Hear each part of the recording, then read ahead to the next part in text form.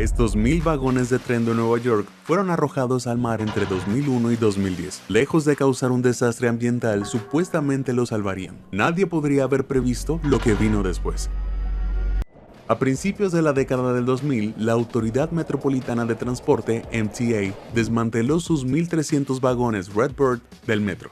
Estos iconos del metro de Nueva York habían estado en servicio desde la década de 1950, pero finalmente se estaban sustituyendo gradualmente por un modelo más nuevo. Entonces, ¿qué se haría con todos los veteranos jubilados? Normalmente los vagones de tren fuera de servicio se venden como chatarra, pero eso no era posible en el caso del Redbird, ya que cada vagón estaba fabricado con asbesto tóxico. Al dañarse el asbesto puede liberar fibras tóxicas al aire, e inhalarlas puede provocar enfermedades pulmonares crónicas e incluso cáncer. En resumen, no es el tipo de material que querrías empezar a cortar y vender al público. Limpiar cualquier rastro de asbesto de los Redbirds sería un proceso lento y muy costoso, que terminaría con todos los vagones en un vertedero. Así que en 1999, el director de la MTA, Michael Sacchia, propuso una solución audaz. En lugar de limpiar los vagones, sugirió que simplemente los arrojaran al océano, ahorrándole a la MTA nada menos que $34 millones en costos de limpieza y eliminación. ¿Qué? Pero, contrario a lo que parece la idea de Michael, no era evidente contaminación. Su plan era usar los vagones como un arrecife artificial para fomentar nueva vida marina. Claro, parece una locura, pero puede que estuviera en lo cierto. Dispersas por el fondo marino, encontrarás estructuras rocosas similares a crestas que toda la vida marina utiliza para protegerse o alimentarse. Estas crestas se llaman arrecifes y desempeñan un papel fundamental en el ecosistema acuático. Los mejores son los arrecifes de coral. Aquí es donde miles de organismos vivos llamados pólipos crecen juntos y forman grupos, conocidos como corales. Piensa en ellos como las selvas tropicales del océano, porque a pesar de representar menos del 1% del fondo marino, albergan casi el 25% de toda la vida oceánica. En otras palabras, son muy importantes. Por eso lo que está ocurriendo ahora mismo es aún más aterrador. El aumento de la temperatura oceánica ha provocado la muerte de más del 50% de los arrecifes de coral del mundo en los últimos 30 años. Y si esta tendencia continúa, se predice que un devastador 90% podría desaparecer durante el próximo siglo. A medida que los arrecifes naturales siguen siendo erosionados por el cambio climático, muchos creen que necesitamos encontrar soluciones artificiales para reemplazarlos. ¿Tienes idea de hacia dónde vamos? Los arrecifes artificiales ofrecen a los corales y algas submarinas un lugar donde aferrarse, además de ser refugio y zona de reproducción para los peces. Pero no es tan fácil como arrojar basura al océano y crear un exuberante reino oceánico. Aproximadamente la mitad de los arrecifes artificiales tienen poco o ningún efecto en el desarrollo de vida marina saludable. Cielos. Para aumentar las probabilidades, deben cumplir un par de requisitos. Primero, debe ser pesado. Un buen arrecife debe ser capaz de soportar tormentas y mareas fuertes. Así no se moverá y dañará el ya delicado fondo marino. Además, debe ser duradero. No tiene sentido usar algo que solo aguantará unos meses antes de romperse. Con esto en mente, un candidato parecía perfecto para las necesidades de la MTA. Exacto, los Redbirds. ¿Y qué hay de todo ese asbesto mortal? Bueno, aunque la MTA lo consideró demasiado tóxico para los humanos, afirmó que probablemente no afectaría a la vida marina, aunque no todos estaban tan convencidos. Algunos grupos ambientalistas citaron artículos científicos que sugerían que incluso una pequeña cantidad de asbesto era suficiente para envenenar corales y peces. Es comprensible que el público se mostrara indeciso y el progreso se estancó durante los 2 años siguientes, mientras los funcionarios de la MTA se esforzaban por cada detalle del proyecto. Si todo se desmoronaba y los vagones acababan con la vida marina local, ningún funcionario de la MTA querría enfrentar a la multitud enfurecida que los esperaba. A pesar de esto, poco a poco, el plan comenzó a ganar apoyo de varios grupos, como la Guardia Costera de Estados Unidos y la Agencia de Protección Ambiental.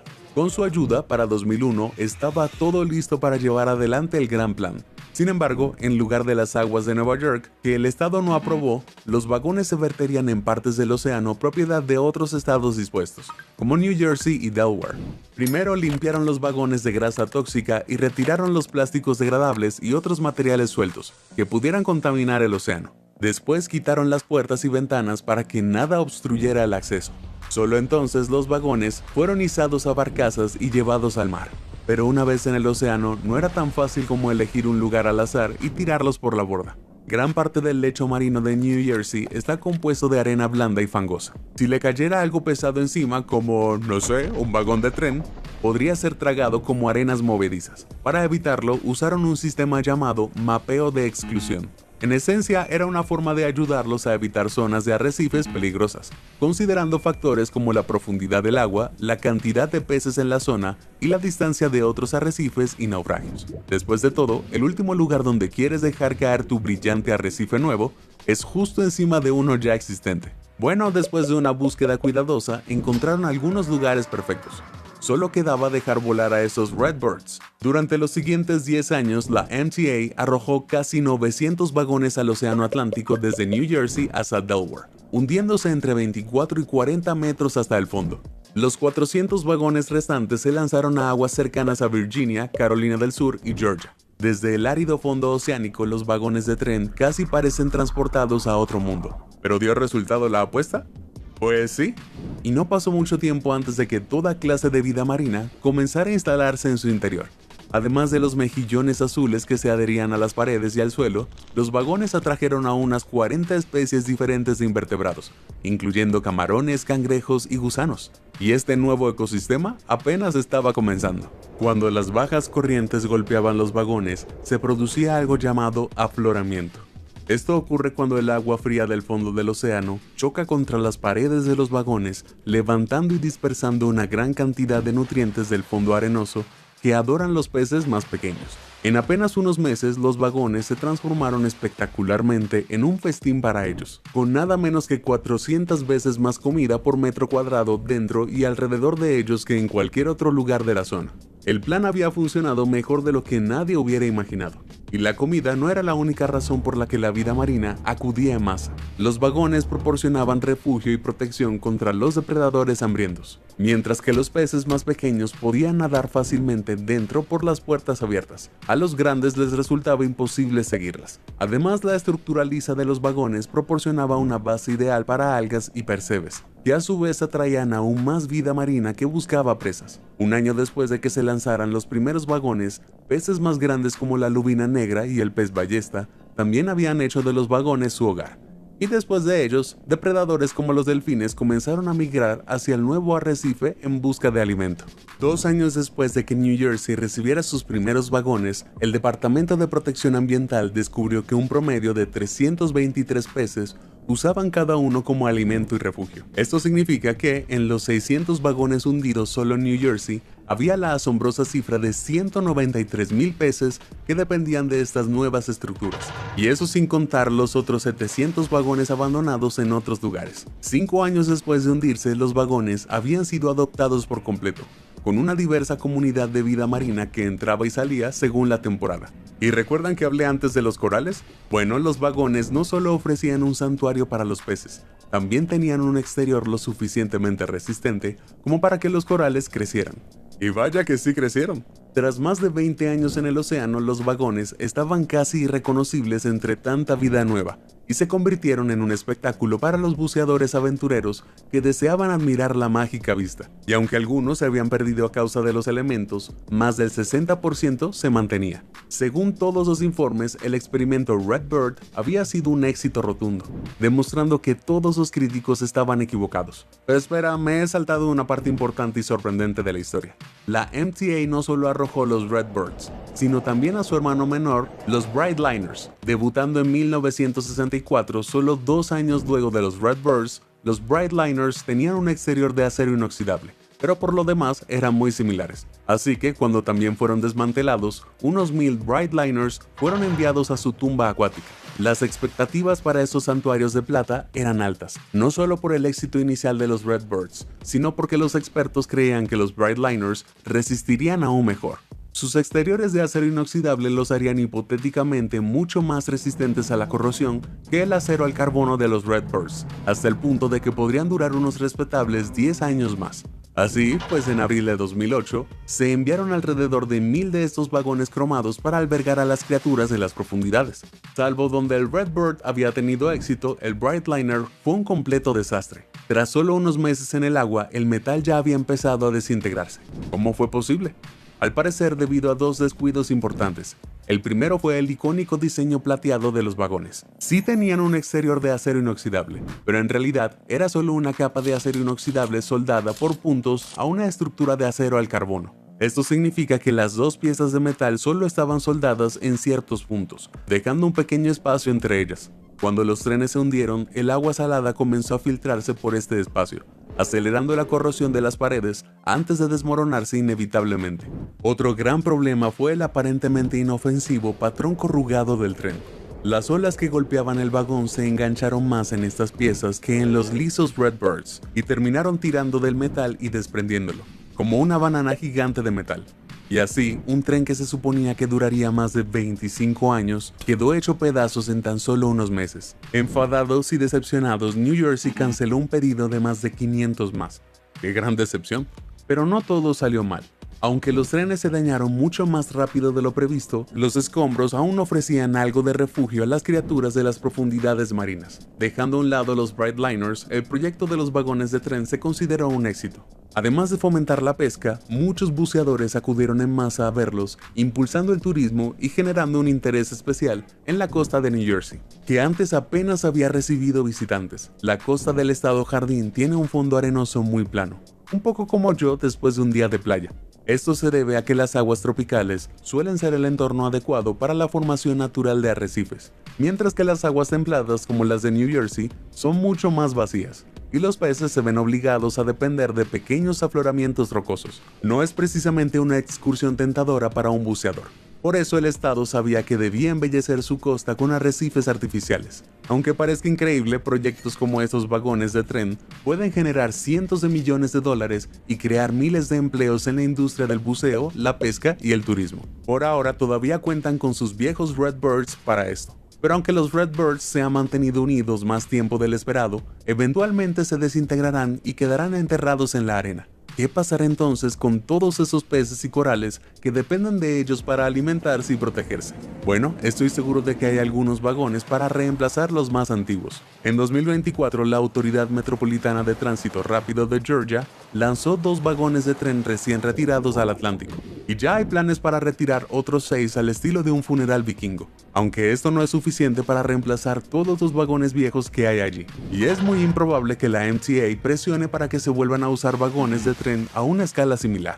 Los vagones de tren modernos están hechos de materiales que se pueden convertir en chatarra más fácilmente, sin necesidad de intentar un arriesgado proyecto. Si a eso le sumamos que contiene más plástico y circuitos que los vagones antiguos, tenemos la receta para cosas que no querrás tirar al agua. Pero sin una reserva de vagones antiguos, ¿qué se puede hacer?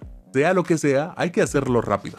Con los últimos vagones del metro descomponiéndose alrededor de 2010, eso significa que en el mejor de los casos, tenemos unos 10 años antes de que los restantes Redbirds se descompongan por completo. Un residente de New Jersey tuvo una audaz y poco convencional solución. En 2012, el biólogo marino y artista Chris Wojcik construyó una colosal estatua de concreto de 14 metros y 11.340 kilos con forma de cangrejo herradura. Sí, me parece perfectamente normal. Con un costo aproximado de $96,000, Chris y 2 amigos dedicaron 6 semanas a trabajar en esta gigantesca escultura. Y todo para hundirla a 7.5 kilómetros de la costa de Mantelow King. Pero este esfuerzo monumental no fue solo por el bien de los peces. Chris intentaba que su nombre entrara en el libro Guinness de los récords. ¡Claro que sí! Pero ¿por qué un cangrejo herradura? Sencillo, a Chris le encantaban estas criaturas, y New Jersey tiene una de las poblaciones de cangrejos herraduras más densas del mundo. Si bien construir el arrecife gigante solo tomó unas pocas semanas, fijar una fecha exacta para el hundimiento resultó ser mucho más difícil. Durante meses, Chris esperó el buen tiempo, cancelando una vez en julio debido a tormentas, pero a finales de agosto parecía que finalmente había llegado la hora del cangrejo. La estatua fue soldada a un par de barcazas de cubierta de 15 metros y llevada al mar para su último adiós. Pero justo cuando la bajaban al agua, lo que nadie quería que sucediera, ocurrió.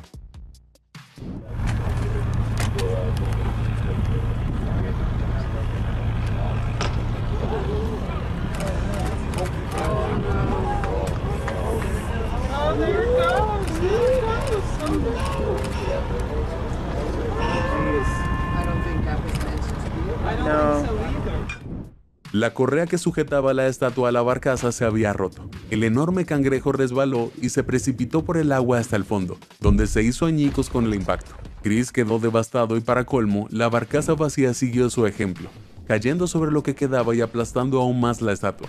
Ahora solo queda un montón de rocas rotas de la impresionante obra y una barcaza vacía. Para llorar. Las rocas al menos aún ofrecen algo de refugio a la vida marina, como los Brightliners. E incluso a pesar del rompimiento, Chris consiguió un récord por crear la escultura submarina más grande en el mundo. Nada mal entonces. En cualquier caso, un solo cangrejo de concreto no habría servido de mucho. Si la costa de New Jersey iba a reemplazar todos esos viejos vagones de tren, tendría que pensar en algo grande, mucho más grande. Si tan solo hubiera otros medios de transporte públicos cilíndricos listos para ser explotados. Bueno, si nos dirigimos unos 14.000 kilómetros al sureste, a Sri Lanka, puede que haya tenido la idea perfecta. En 2020, el gobierno de Sri Lanka inició un emocionante programa de arrecifes artificiales, utilizando no vagones de tren, sino... ¿Alguien adivina? ¡Vamos! ¿Autobuses? Sí. Tomaron unos 20 autobuses de Ceylon Transport que estaban fuera de servicio y los lanzaron directamente al océano, justo frente a Nidundaibu, una pequeña isla tropical a 35 kilómetros del continente. El objetivo era fomentar la vida marina local y al mismo tiempo despejar el país. ¿Pero funcionó?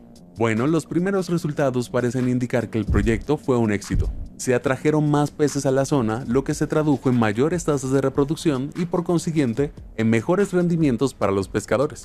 Así que parece todo un éxito, ¿no?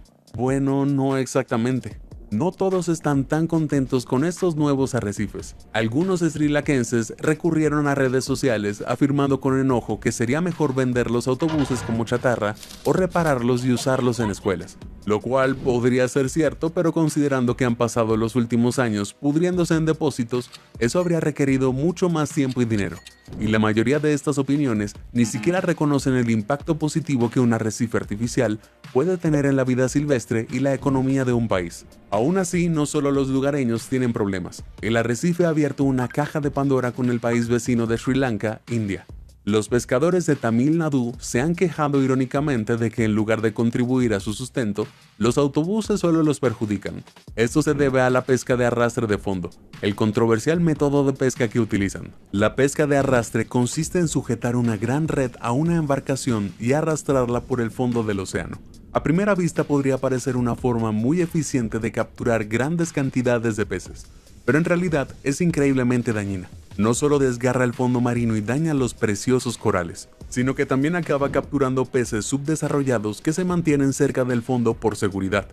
Y por si fuera poco, la pesca de arrastre también tiene la desagradable costumbre de remover y liberar carbono dañino del fondo marino al agua. Cada año se libera la astronómica cantidad de 1.100 millones de toneladas de carbono, casi la misma cantidad que las emisiones anuales de toda la industria aeronáutica. Además, alrededor del 60% de esa cantidad acabará en la atmósfera y contribuirá al calentamiento global, mientras que el resto se disipa en el agua y contribuye a la acidificación de los océanos, lo cual no es bueno para la vida marina. La pesca de arrastre de fondo está prohibida en la India, pero muchas personas continúan hoy en día con esta práctica nociva y más de la mitad del pescado del país se captura utilizando este método.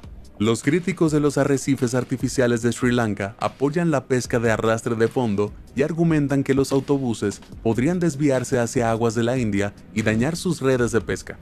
En todo caso, espero que así sea.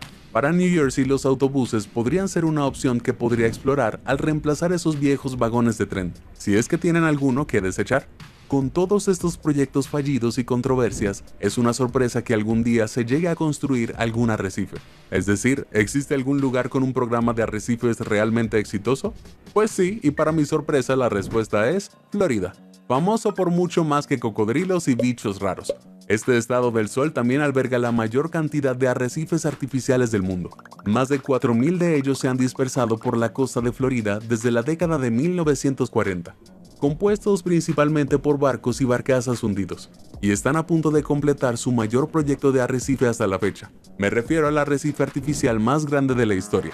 Aquí está el SS United States, un transatlántico de 305 metros construido en la década de 1950. Es más grande que el Titanic. Este impresionante barco fue considerado en su día el transatlántico más rápido del mundo, viajando de New York a Inglaterra en tan solo 3 días. A pesar de su reputación de veloz, el United States se retiró en 1996 y ha permanecido atracado en Filadelfia durante casi 30 años. Pronto, sin embargo, hará su último viaje al condado de Okaloosa, Florida, para transformarse en el arrecife artificial más grande en el mundo. Puede que ya lo sea, dependiendo de cuándo veas esto. Se espera que el nuevo naufragio sea la joya de la corona, repleta de percebes del programa de arrecifes de Florida, a pesar de estar ubicado cerca de otros 500 arrecifes artificiales.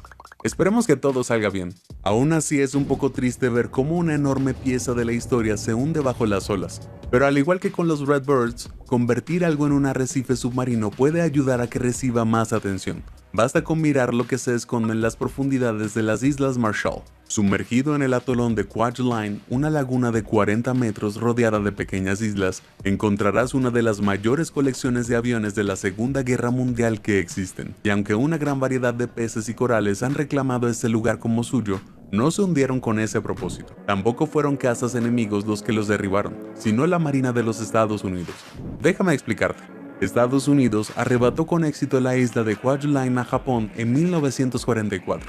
Desde allí estableció su propio aeródromo y comenzó a operar desde la isla hasta el final de la guerra.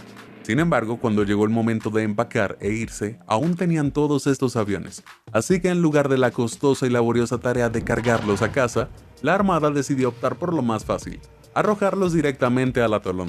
A pesar de cómo suena, queda claro que esta fue una gran decisión para el medio ambiente y para los buceadores entusiastas. Ponte el equipo de buceo y encontrarás los restos en descomposición de algunos de los aviones aliados más emblemáticos de la Segunda Guerra Mundial. Aviones icónicos como el bombardero B-25 y el Vought F-4U Corsair son ahora paraísos para los peces y están repletos de corales. No fueron desechados pensando en los habitantes del océano, pero la medida ha convertido la zona en un importante foco turístico. Hay que admitir que es hermoso ver cómo estos viejos aviones cobran nueva vida. Pero me estoy desviando del tema. La cuestión es, ¿cómo funcionará cualquiera de estas opciones como reemplazo de los vagones de tren de New Jersey? Bueno, a menos que los museos de guerra de todo el país decidan deshacerse de un montón de B-17 de repuesto, creo que con seguridad podemos tachar los vehículos de la Segunda Guerra Mundial de la lista. Luego está Chris y sus cangrejos herradura. Incluso si trabajara día y noche para crear un pelotón entero de impresionantes artrópodos, no sería suficiente para compensar la pérdida de los vagones del metro, lo que solo nos deja con dos opciones: barcos y autobuses. Pero aunque estos podrían tener mejor suerte, inevitablemente correrán la misma suerte que los Redbirds, descomponiéndose hasta quedar inservibles y volviendo a la misma situación. En mi opinión, independientemente de lo que acaben hundiendo, New Jersey y otros lugares del mundo deberían combinar los nuevos proyectos de arrecifes artificiales con programas de gestión de arrecifes más integrales. Esto significa aplicar normas claras contra prácticas que dañan el hábitat, como la pesca de arrastre y la sobrepesca, además de tomar medidas más específicas para combatir el cambio climático. Con estas medidas, quizás podamos empezar a reparar el daño ya causado a nuestros océanos. De lo contrario, tendremos una tonelada de problemas. En fin, y así llegamos al final del video. ¿Tienes alguna idea de cómo sería el arrecife artificial perfecto? ¿Y qué tal soluciones a largo plazo para el cambio climático? Comparte con nosotros tu respuesta. Si te sorprendió toda esta información, házmelo saber en los comentarios del video. Y nunca dejes de sorprenderte.